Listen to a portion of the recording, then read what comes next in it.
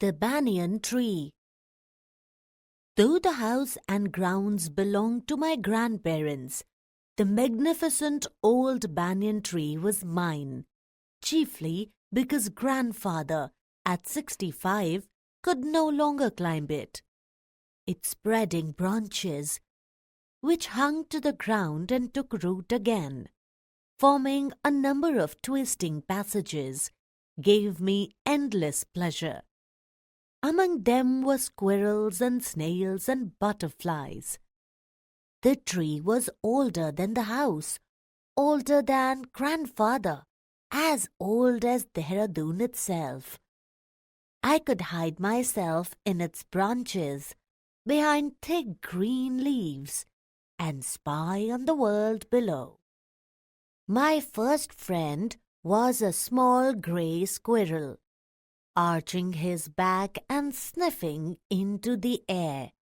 He seemed at first to resent my invasion of his privacy, but when he found that I did not arm myself with a catapult, he became friendly, and when I started bringing him pieces of cake and biscuit, he grew quite bold and was soon taking morsels from my hand.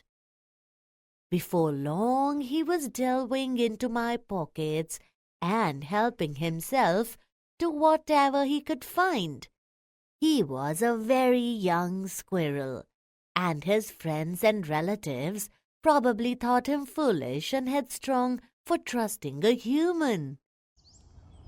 In the spring, when the banyan tree was full of small red figs, birds of all kinds would flock into its branches.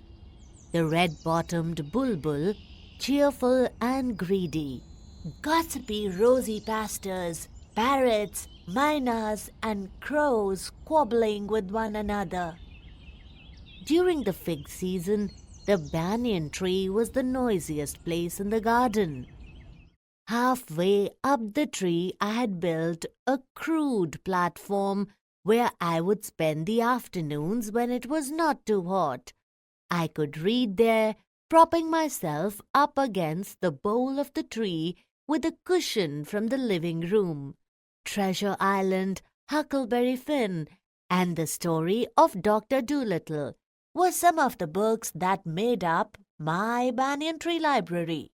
When I did not feel like reading, I could look down through the leaves at the world below.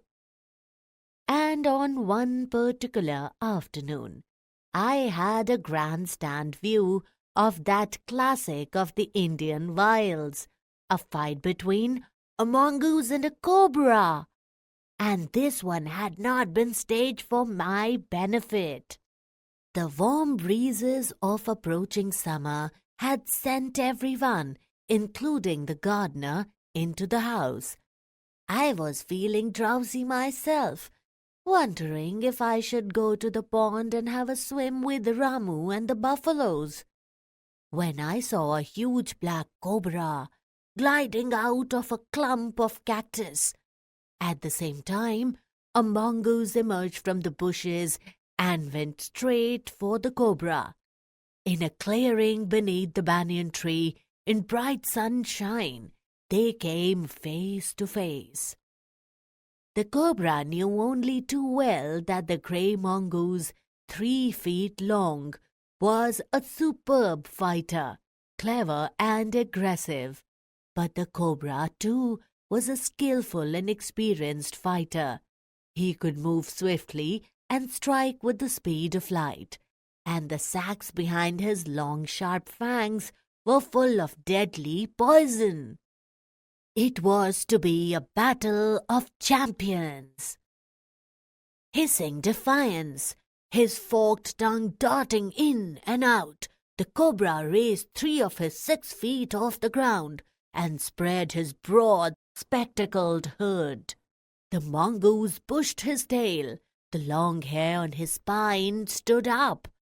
Though the combatants were unaware of my presence in the tree, they were soon made aware of the arrival of 2 other spectators. One was a myna, the other a jungle crow.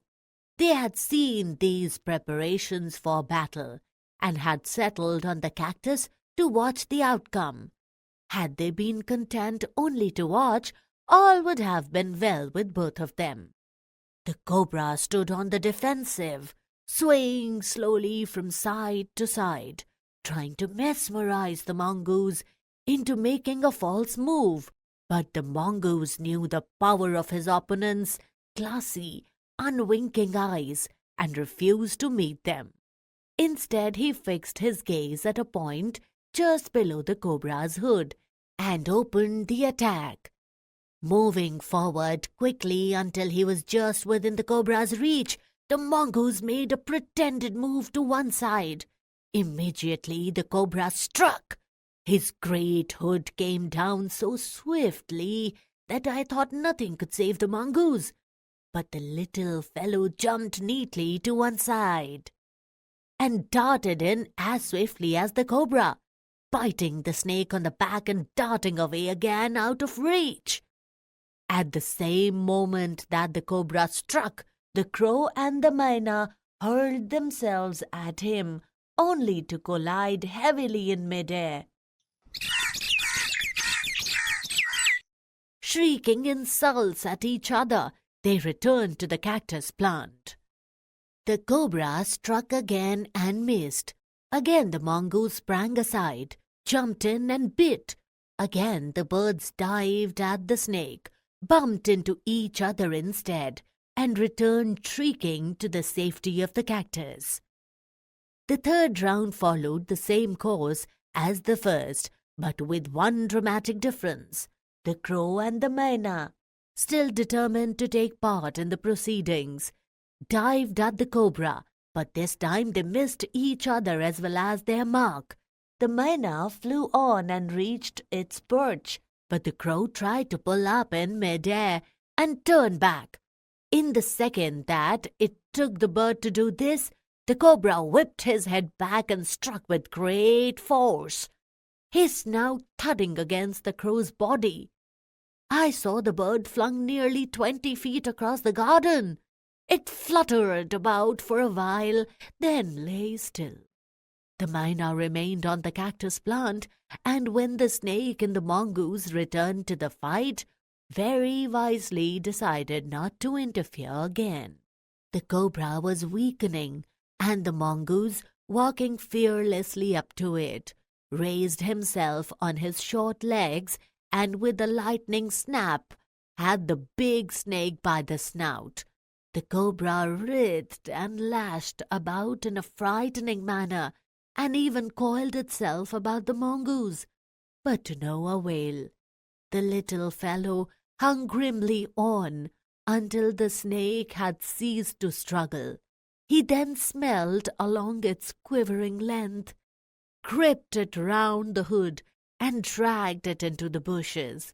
The myna dropped cautiously to the ground, hopped about, peered into the bushes from a safe distance, and then, with a shrill cry of congratulation, flew away.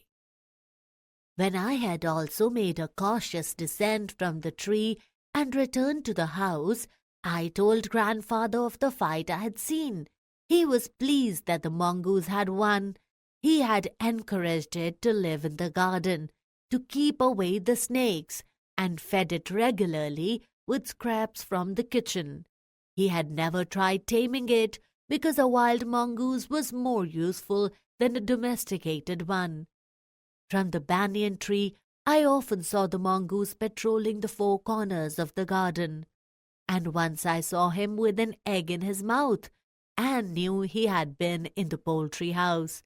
But he hadn't harmed the birds, and I knew grandmother would forgive him for stealing as long as he kept the snakes away from the house. Then the squirrel started building a nest on the tree. At first she tried building it in my pockets, and when I went indoors and changed my clothes, I would find straw and grass falling out. Then one day, grandmother's knitting was missing. We hunted for it everywhere, but without success. Next day, I saw something glinting in the hole in the banyan tree.